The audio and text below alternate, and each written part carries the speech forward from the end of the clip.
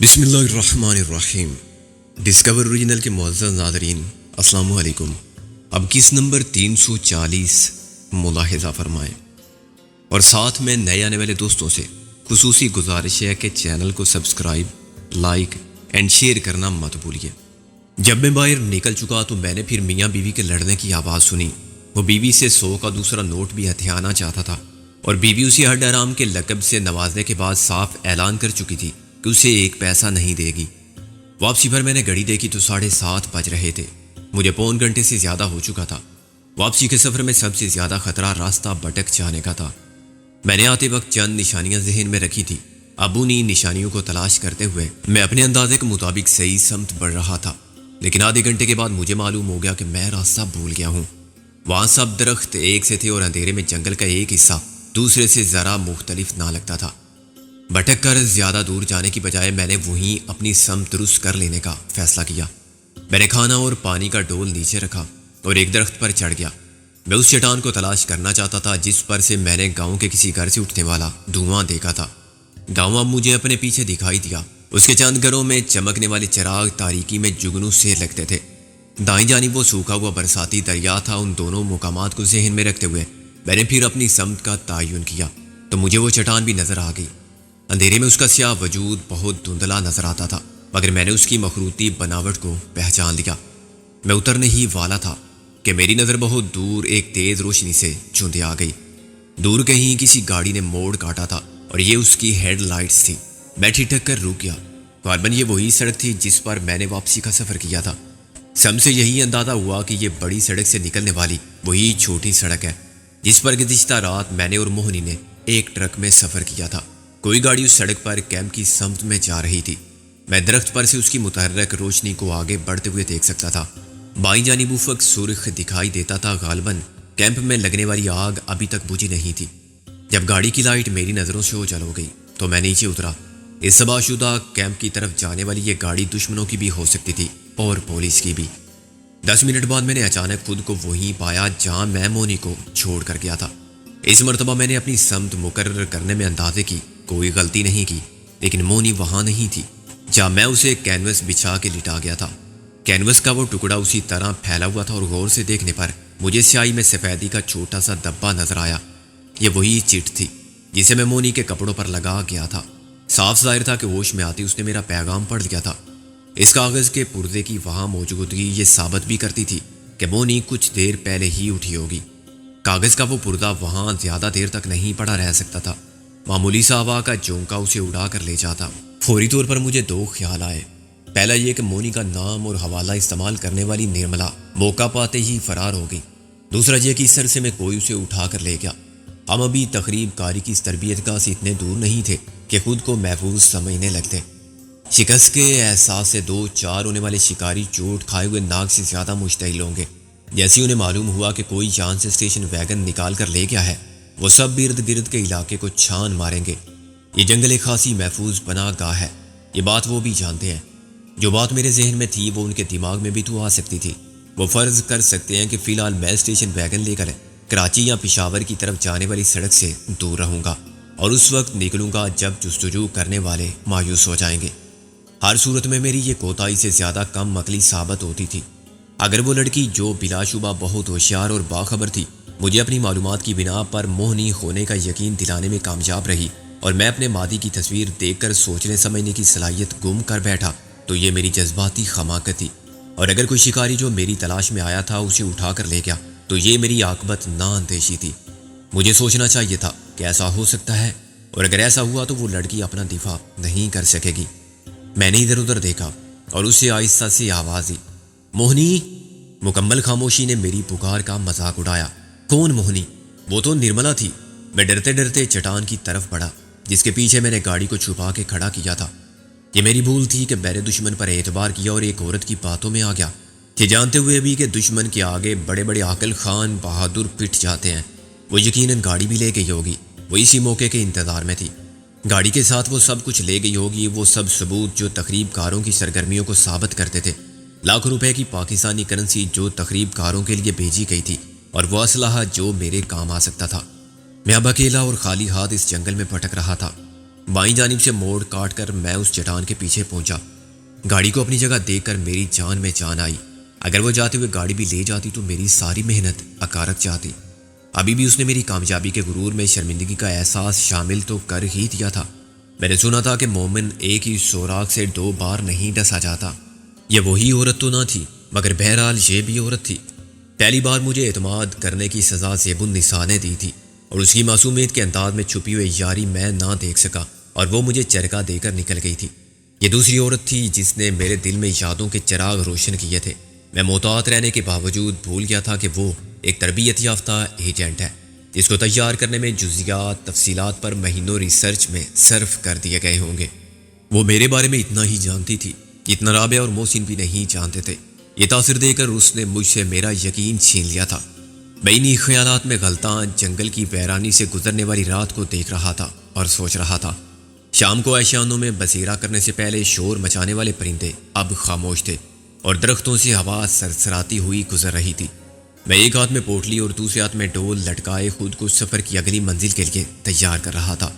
وہ عورت اگر اتنی چالاکی سے فرار ہوئی تھی تو اس سے کچھ بعید نہ تھا کہ وہ کسی بھی شارٹ کٹ سے سڑک تک پہنچ جائے اور میرے بارے میں تفصیلی رپورٹ دے کر شکاری کتوں کو خبردار کر دے۔ وہ ہر راستے پر پہلے سے میرے استقبال کے لیے موجود ملے۔ ان حالات میں یہ اسٹیشن ویگن لے جانا ایک اور فاش غلطی ہوتی۔ اب میں چھپ کر تو نکلنے کی امید کر سکتا تھا، مگر گاڑی لے کر جانا ایسا ہی ہوتا جیسے راجا کا ہاتھی چرا کے کوتوال کے سامنے جانا۔ پھر یہ سب میں کیسے لے جاؤں گا جو میں نے مال غنیمت سمجھ کے اٹھایا تھا؟ اس سوال کا میرے ذہن میں کوئی جواب نہ تھا کہ میرے کانوں میں ایک عجیب سی آواز آئی۔ میں اچھل پڑا۔ شش! تاریکی میں ایک سائے نے گاڑی کی اوٹ سے سر نکالا اور اس طرح کی آواز نکالی۔ خفت سے میرا برا حال ہو گیا کیونکہ یہ مونی تھی۔ میں اس سے چند فٹ کے فاصلے پر کھڑا ہوا اندیشوں میں گرا ہوا تھا اور وہ شاید مجھے دیکھ رہی تھی۔ مجھے غصہ بھی آیا لیکن میں پی گیا۔ کیا بات ہے مونی؟ میں نے ایک گہری سانس لے کر کہا۔ تم نے تو مجھے ڈرا ہی دیا تھا۔ کیا وہ چلا گیا؟ وہ گاڑی کے پیچھے سے نکل کر سامنے آ گئی۔ کون چلا گیا؟ میں نے ادھر ادھر دیکھا، معلوم نہیں کون تھا۔ وہ خوف زدہ لہجے میں بولی۔ تم نے دیکھا نہیں تھا؟ نہیں، میں نے صرف آہٹ سنی تھی۔ ہوگا کوئی جانور، میں نے کہا، آخری جنگل ہے، مگر اس جنگل میں شیر چیتے تو کیا بھیڑیے تک نہیں ہے۔ وہ جانور نہیں تھا تو پھر کیا تھا؟ بھوت۔ مذاق مت کرو۔ میں کیا انسانی قدموں کی آواز اور جانوروں کے چلنے کی آواز میں فرق محسوس نہیں کر سکتی؟ وہ بولی۔ آدمی تھا تو کیا سامنے نہیں آیا؟ میں نے کہا، نہیں، میں تو ادھر چھپ کر جھانکتی رہی تھی۔ وہ خاصا قریب آیا تھا، اس جگہ تک جہاں تم مجھے چھوڑ گئے تھے، پھر لوٹ گیا۔ لوٹ کر کدھر گیا؟ اسی طرف جدھر سے تم آئے ہو، وہ بولی۔ مگر مجھے تو راستے میں کوئی نہیں ملا۔ نہیں ملا تو میں کیا کروں؟ وہ چڑ کے بولی۔ مجھ میں تو اتنی ہمت نہیں تھی کہ اس کے سامنے جاتی اور کہتی کہ کبیر خان صاحب ادھر گئے ہیں، تم ان سے ضرور مل لینا، آتے ہی ہوں گے۔ میں ہنس پڑا۔ چلو چھوڑو، پھر آ جائے گا اگر کوئی ملاقاتی ہوا، تمہارا یا میرا۔ مجھے وہاں ڈر لگ رہا تھا، تم کو مجھے اس طرح چھوڑ کے نہیں جانا چاہیے تھا۔ وہ شکایت کے انداز میں بولی۔ مجھے یقین نہیں آتا کہ یہ وہی عورت بول رہی ہے جو میرے دشمنوں کے ساتھ ایک خطرناک مشن پر جاسوسی کرنے کے لیے آئی تھی، جو قاتلوں اور بدماشوں کے ساتھ پھرتی تھی اور رہتی تھی، قتل و خون ریزی کے معمولات کی عادی تھی اور خود ایک زبردست ایجنٹ تھی۔ میں نے کہا، تم خود کیوں ڈر گئے تھے؟ مجھے نہ پاگے؟ وہ بولی۔ میں وہ کچھ اور سمجھا تھا، میں نے سر کھجا کر کہا۔ سمجھا تھا کہ میں بھاگ گئی تمہیں الو بنا کے، جھوٹ بول کے۔ ہاں، جھوٹ بولنے سے کوئی فائدہ نہیں، میں نے کہا، میں یہی سمجھا تھا۔ مگر تم گئے کہاں تھے اور کیوں گئے تھے؟ تم تو بے ہوش ہو کر لیٹ گئی تھی۔ جو کچھ کرنا تھا مجھے ہی کرنا تھا۔ میں ڈنر لے کر آیا ہوں، میں نے پوٹلی اٹھا کر کہا۔ آؤ۔ کہاں سے؟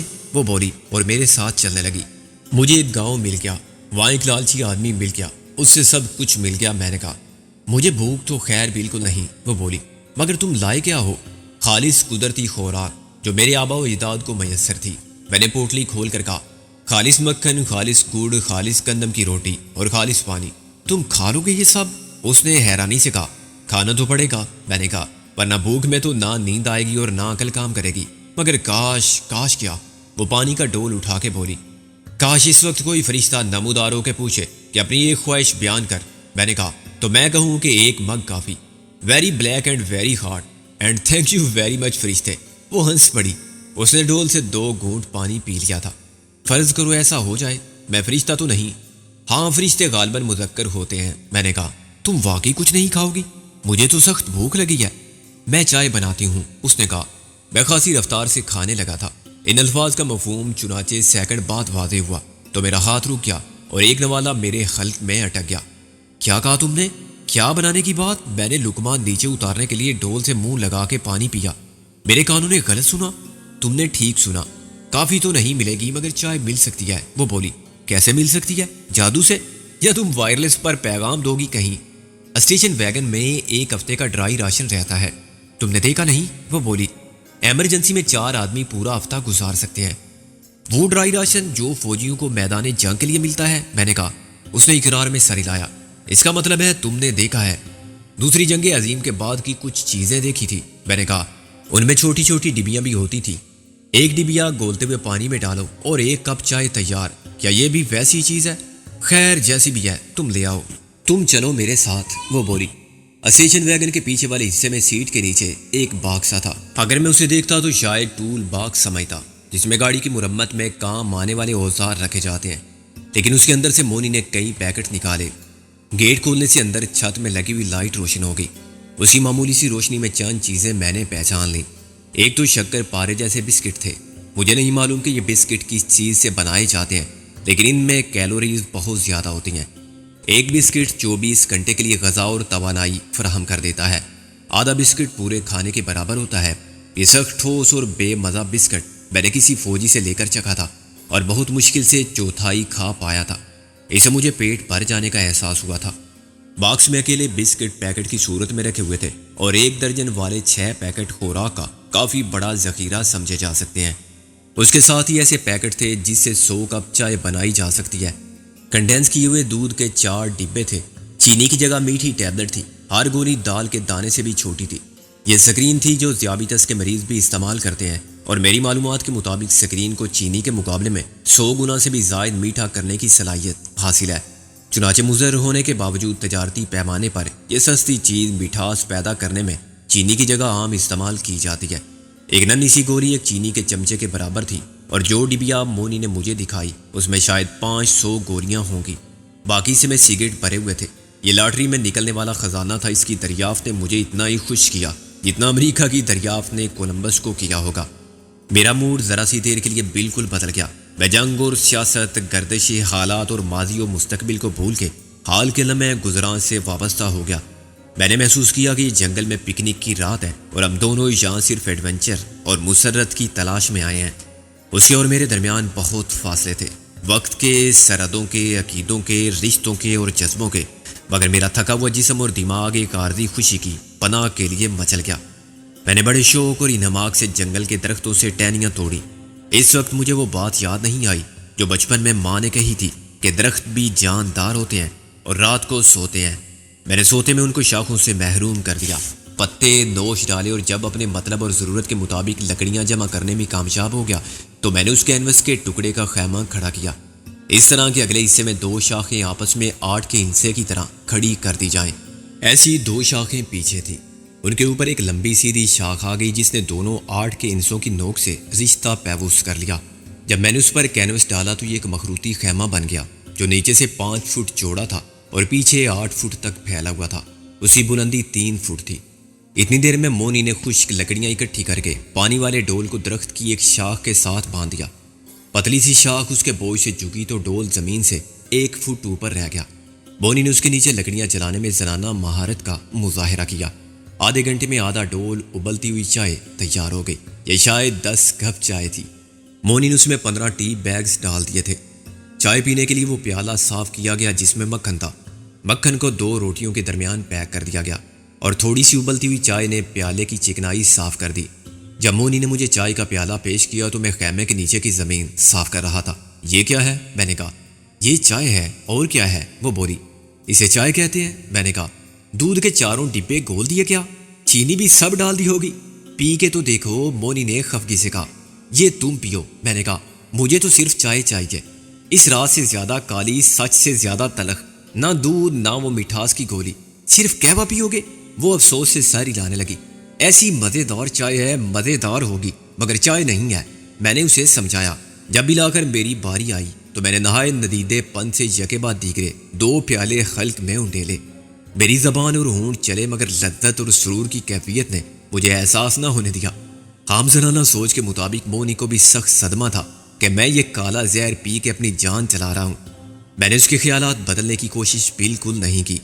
کرنل کی جیب سے ملنے والے 20 سگریٹوں کے پیکٹ میں سے 5 ابھی باقی تھے۔